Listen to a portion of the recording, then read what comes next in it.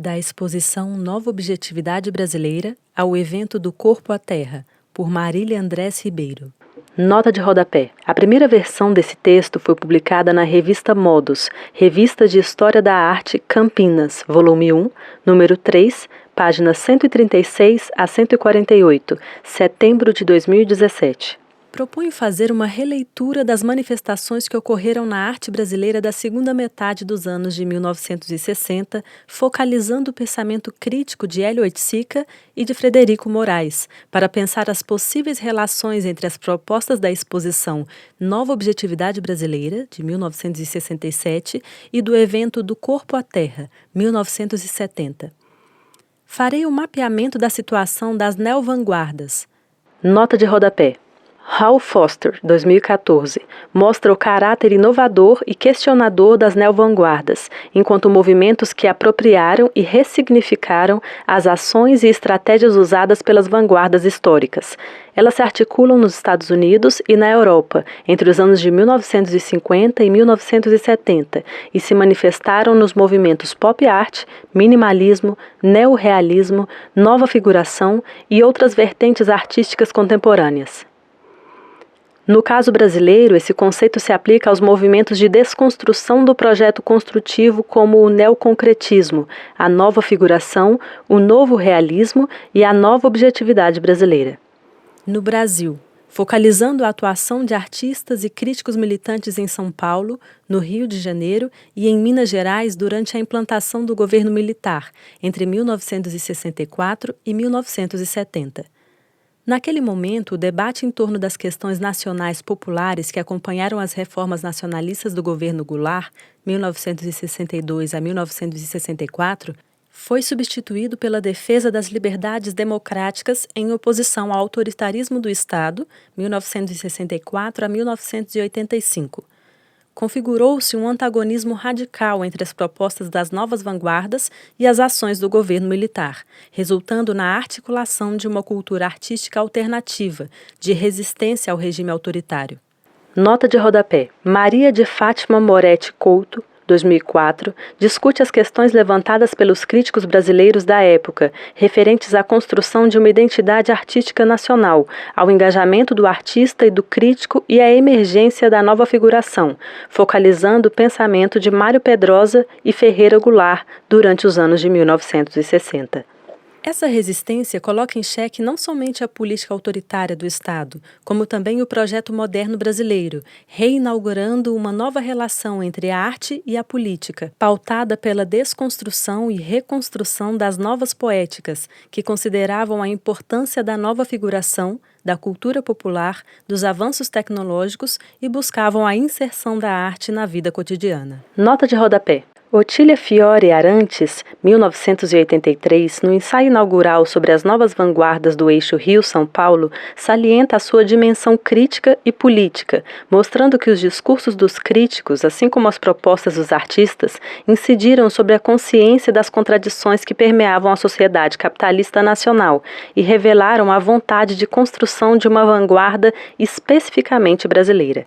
Apontamos como antecedentes das grandes manifestações coletivas de vanguarda a formação de grupos de jovens artistas em São Paulo, no Rio de Janeiro e em Belo Horizonte.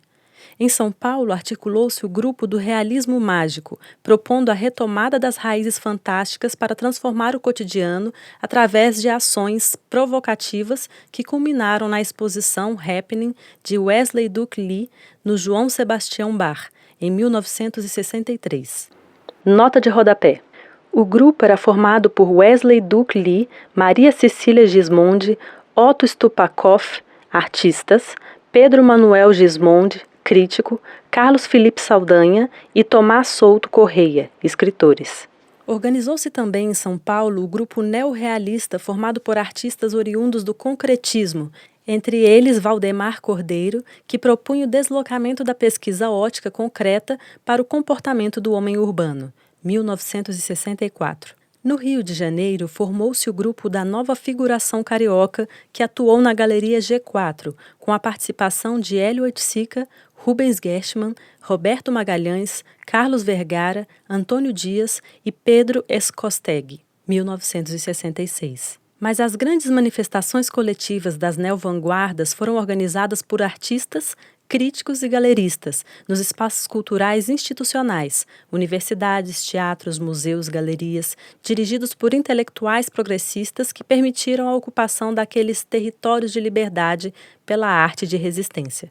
O show Opinião, realizado no Teatro de Arena do Rio de Janeiro, considerado o primeiro grito pela liberdade de expressão no Brasil, tornou-se símbolo da reação dos artistas contra o autoritarismo do governo e contagiou os críticos, galeristas e artistas do Rio, que organizaram 2 exposições coletivas no MAN Rio de Janeiro, Opinião 65 e Opinião 66. Opinião 65, com a curadoria do galerista Jean Boguitti e da crítica Séries Franco, inaugurou uma série de manifestações coletivas de resistência no campo das artes visuais após o golpe de 64. Participaram desta mostra artistas europeus, argentinos, brasileiros, entre eles Hélio Oiticica, Antônio Dias, Rubens Geschman, Pedro Ascosteg, Ângelo Aquino, Ivan Serpa, Wesley Duke Lee e Valdemar Cordeiro.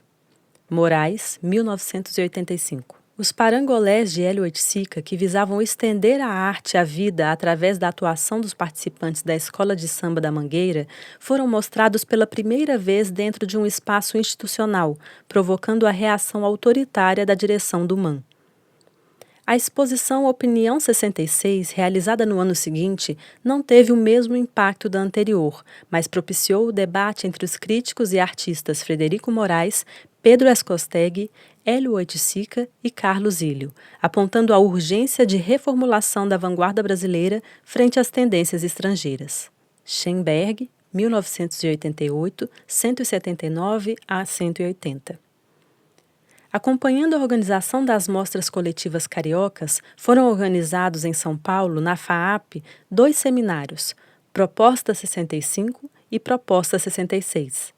Os seminários foram coordenados por Valdemar Cordeiro e Mário Schemberg, com a participação de artistas do Rio e de São Paulo. Nota de rodapé. Os artistas participantes foram Maurício Nogueira Lima, Sérgio Ferro, Flávio Império, Ubirajara Ribeiro, Samuel Spiegel e o grupo Neorrealista do Rio. Em Proposta 65, o debate centrou-se nas questões do novo realismo, tendência que se afirmava nos trabalhos de uma nova geração de artistas brasileiros e que abria novas possibilidades plásticas e iconográficas. O crítico Mário Schemberg, defensor do novo realismo, aliou o surgimento da tendência ao renascimento de um novo humanismo pautado pelas experiências do novo realismo internacional, integrando tais experiências à especificidade do contexto cultural brasileiro. O novo realismo superava as colocações ortodoxas do realismo socialista, propugnado pelos militantes do CPC, Centro Popular de Cultura, e direcionava-se para as propostas inovadoras do novo realismo europeu, defendido por Pierre Restany, Schemberg, 1988, 179 a 180. Em Proposta 66, as discussões incidiram sobre a situação da nova vanguarda brasileira e as teses defendidas por Hélio Oiticica, Pedro Ascosteg e Frederico Moraes convergiram para a formulação das bases conceituais de uma nova vanguarda, inserida criticamente na vida urbana e aberta às experiências coletivas. Coube a Hélio Oiticica sintetizar as discussões do seminário, propondo a independência da vanguarda brasileira em relação às estrangeiras e conferindo-lhe o sentido de uma busca autêntica de um novo objetivo na arte brasileira. Esse novo objeto, que se remetia ao não-objeto de Ferreira Goulart, propunha não só uma interação do espectador participante com a obra, mas reivindicava também uma participação coletiva com o público, através do questionamento radical das categorias artísticas convencionais e da instauração de propostas experimentais, sensoriais e processuais. Naquele seminário, Oiticica recolocou as questões básicas da nova vanguarda direcionadas para a formação da nova objetividade brasileira. O seminário Proposta 66 desencadeou uma série de manifestações artísticas em várias cidades brasileiras. Em São Paulo, foram organizadas várias ações radicais organizadas pelo grupo Rex, na Rex Gallery e Sons, com o lançamento do jornal Rex Time, questionando as instituições, o mercado e a crítica de arte. Nota de rodapé. O grupo era formado por Wesley Duke Lee, Nelson Leiner, Geraldo de Barros, José Rezende, Carlos Fajardo e Frederico Nasser. No Rio de Janeiro, os artistas publicam a Declaração dos Princípios da Vanguarda, documento que legitimava as propostas dos artistas, reivindicando a liberdade de expressão e uma postura revolucionária, extensiva a todos os campos da sensibilidade e da consciência do homem. Alvarado, 1978, página 73. Em Belo Horizonte, foi organizada na reitoria da UFMG a exposição Vanguarda Brasileira, 1966, coordenada pelos críticos Frederico Moraes e Selma Alvim. A mostra teve o propósito de apresentar os artistas da vanguarda carioca aos mineiros, estabelecendo um primeiro diálogo entre os artistas do Rio e de Belo Horizonte. Nota de rodapé. A exposição apresentava obras de Hélio Oiticica, Antônio Dias, Rubens Gershman, Pedro Escosteg, Ângelo Aquino, Dilene Campos e Maria do Carmo Seco. Durante a inauguração, os artistas e críticos presentes fizeram um happening, atirando ovos de um bólido de Oiticica no público, tendo como alvo os militares. A exposição teve repercussão nacional e marcou a presença de Frederico Moraes como crítico militante na nova vanguarda brasileira. A mostra foi acompanhada de um catálogo cartaz com depoimentos dos artistas e uma reflexão crítica de Moraes sobre a vanguarda, retomando os momentos inovadores da arte brasileira desde a semana de 22 até as propostas conceituais de Oiticica. Ribeiro, 1997, páginas 153 a 179. O movimento coletivo dos artistas e críticos direcionou-se para a organização da exposição Nova Objetividade Brasileira. Nota de rodapé. Participaram da mostra e assinaram o manifesto os artistas Ana Maria Maiolino, Antônio Dias, Carlos Vergara, Carlos Zílio, Glauco Rodrigues, Hélio Oiticica, Lígia Clark, Lígia Pape, Maria do Carmo Seco, Maurício Nogueira Lima, Pedro Escosteg, Raimundo Colares, Rubens Gershman, Sami Matar e Solange Escosteg, entre outros. No catálogo foram apresentados textos de Hélio Oiticica, Valdemar Cordeiro e Mário Barata. Frederico Moraes era crítico do Diário de Notícias e foi porta-voz da Nova Objetividade Brasileira, que ocorreu no MAN, Rio de Janeiro, em 1967. A exposição congregou artistas brasileiros de várias regiões, sintetizou as propostas das novas vanguardas e tornou-se um marco na afirmação de uma arte genuinamente brasileira. Nota de rodapé.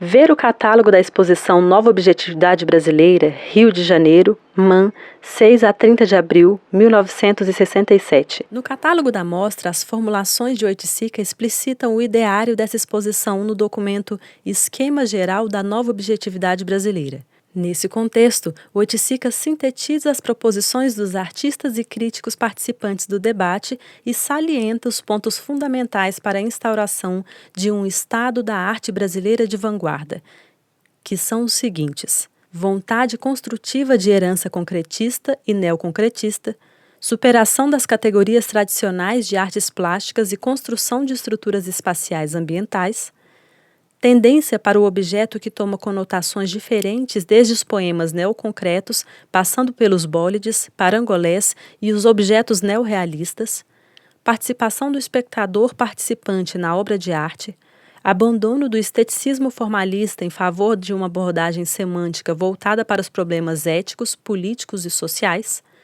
emergência das questões de anti-arte, de proposições e obras experimentais inacabadas e organização de manifestações coletivas abertas à participação do público.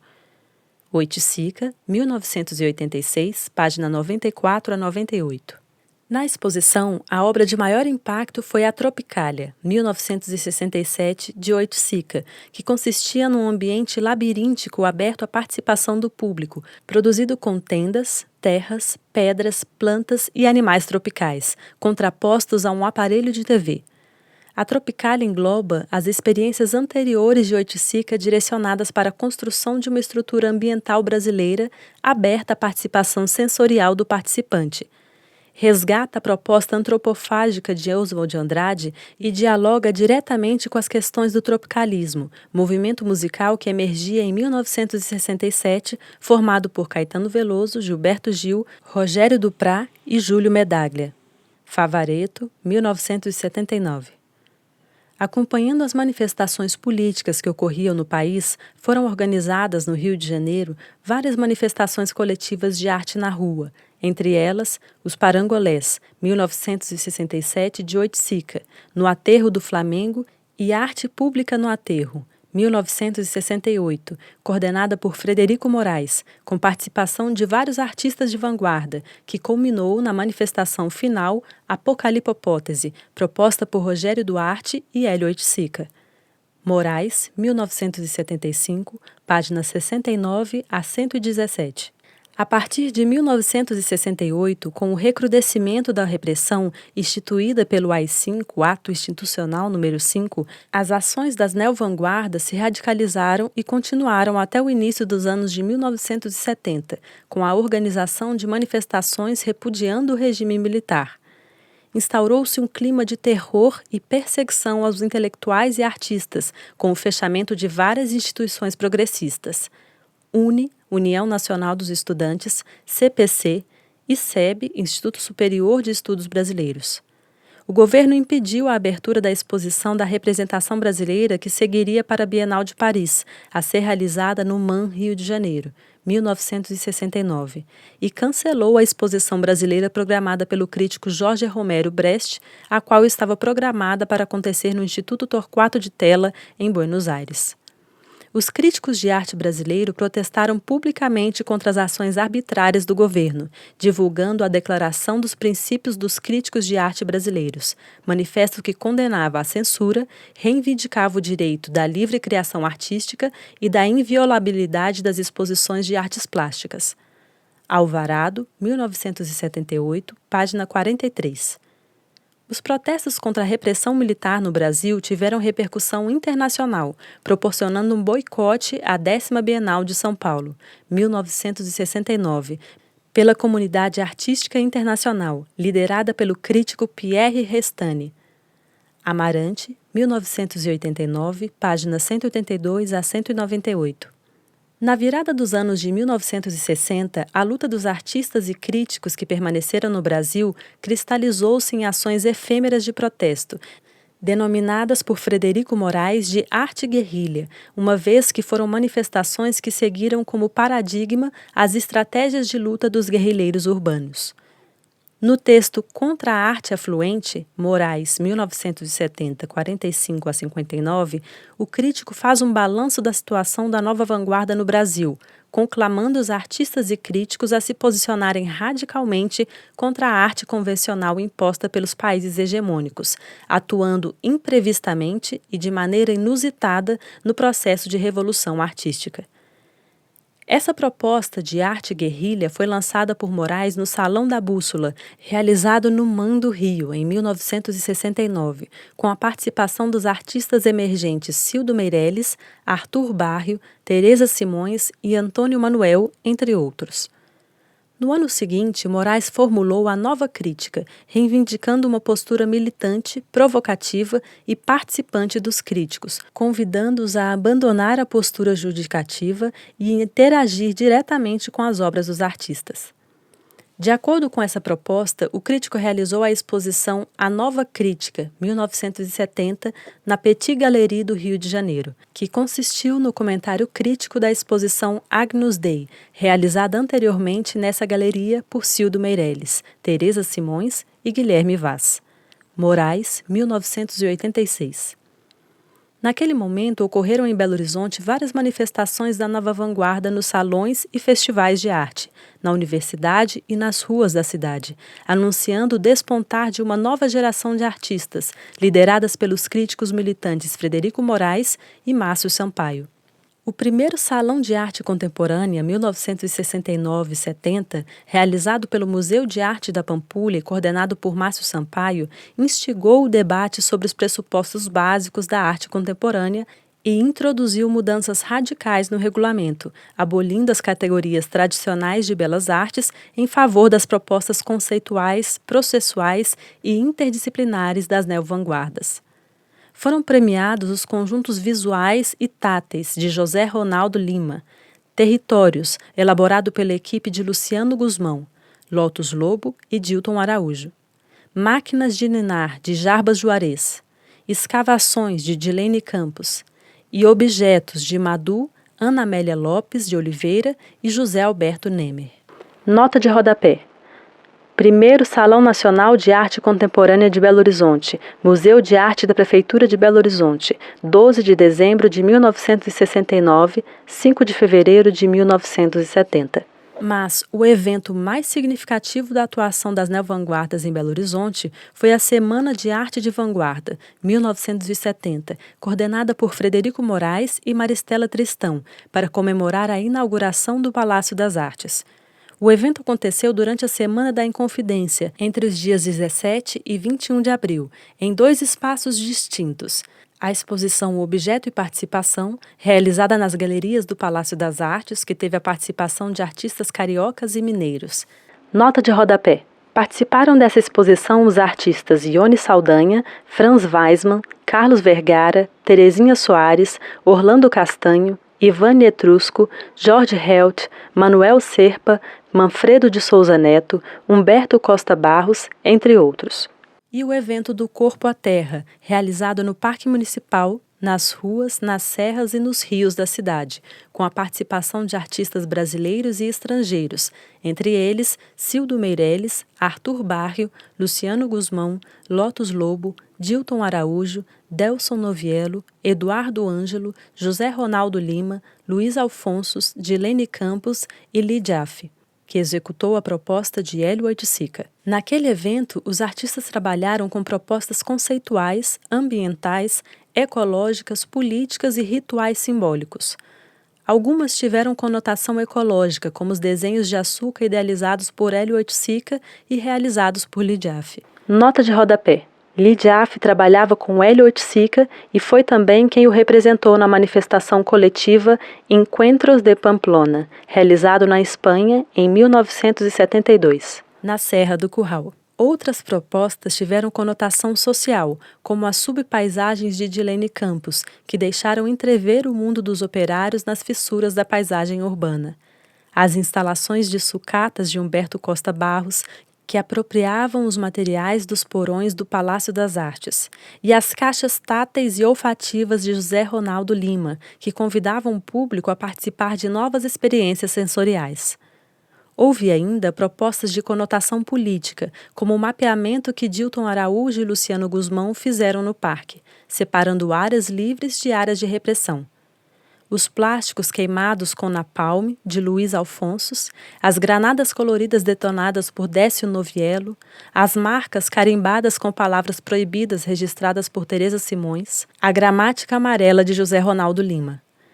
Mas as propostas políticas mais radicais foram Tiradentes, Totem Monumento, de Cildo Meireles, ritualizando o sacrifício de animais queimados, e a Situação TT1, de Arthur Barrio, que consistia em trouxas ensanguentadas contendo carne e osso que o artista lançou no Ribeirão Arrudas. Essas propostas audaciosas, reafirmando o emblema da morte na cultura brasileira, simbolizavam o protesto dos artistas contra o sacrifício humano das vítimas do terror e o repúdio à ação paralimitar do Estado contra os militantes políticos, torturados e mortos nas prisões brasileiras. Moraes, 2001 a 2002.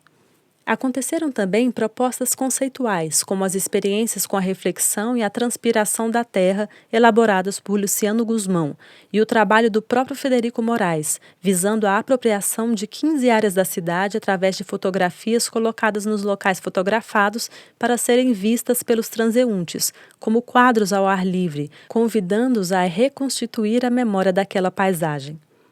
Naquele momento, o crítico-curador se transforma no artista propositor de situações inseridas no contexto urbano, visando desarrumar o cotidiano e provocar a atenção do público. Acompanhando a manifestação, Frederico Moraes lançou um manifesto radical, fazendo um balanço das proposições da nova vanguarda e reivindicando a liberdade de expressão no Brasil. O crítico chama a atenção para a importância de trabalhar o corpo e a terra, o artista propositor e o espaço ao seu redor. Não se limita ao espaço museológico, mas transborda para o parque, as ruas e as montanhas que circundam a cidade. E mais, Moraes faz uma crítica institucional que reivindicava uma postura mais aberta e criativa dos museus, focalizando o Palácio das Artes e proclama a liberdade de criação frente à repressão instaurada no Brasil pelo governo militar. Na abertura do manifesto, Moraes já coloca essa reivindicação radical. A afirmação pode ser temerária, mas tendo para mim que não existe ideia de nação sem que ela inclua automaticamente a ideia de arte. A arte é parte de qualquer projeto de nação, integra a consciência nacional. Noutro sentido, pode-se dizer que a arte toca diretamente o problema da liberdade. A arte é, na verdade, um exercício experimental da liberdade. Claro também que o exercício criador será tanto mais efetivo quanto maior for a liberdade. Ribeiro, 1997, página 295 a 299. Ao fazer uma releitura do evento para exposição na Galeria do Itaú Cultural, em Belo Horizonte, 2001 a 2002, Moraes pontua: é verdade, foram tempos difíceis, de liberdade truncada, de censura e de repressão, mas nem por isso os artistas brasileiros deixaram de criar, opinar e questionar, defendendo contra tudo e contra todos sua liberdade criativa. Moraes, 2001 a 2002, 100 páginas. Para concluir, compreendemos que a nova vanguarda brasileira, atuante nos anos de 1960 a 1970, articulou-se com a participação de vários atores do circuito artístico, artistas, críticos, galeristas, gestores culturais, que visavam questionar o status quo. Dentro dessa articulação, destacaram o seu artista teórico, Hélio Oiticica, e o crítico militante Frederico Moraes, que foram os responsáveis pela organização dos importantes eventos Nova Objetividade Brasileira e do Corpo à Terra. O pensamento radical de Moraes dialoga com o pensamento inovador de Oiticica, uma vez que ambos trabalharam em prol da construção de uma nova vanguarda dentro do contexto artístico e político da ditadura militar no Brasil. Mas, quando Oiticica trabalhou na articulação de várias tendências artísticas inovadoras, do neoconcretismo às propostas objetuais, processuais e comportamentais, para a construção de uma vanguarda nacional, Moraes radicalizou essas propostas ao propor uma arte guerrilha, visando questionar e desestabilizar a política repressiva da ditadura militar no seu período mais violento, que ocorreu após o AI-5.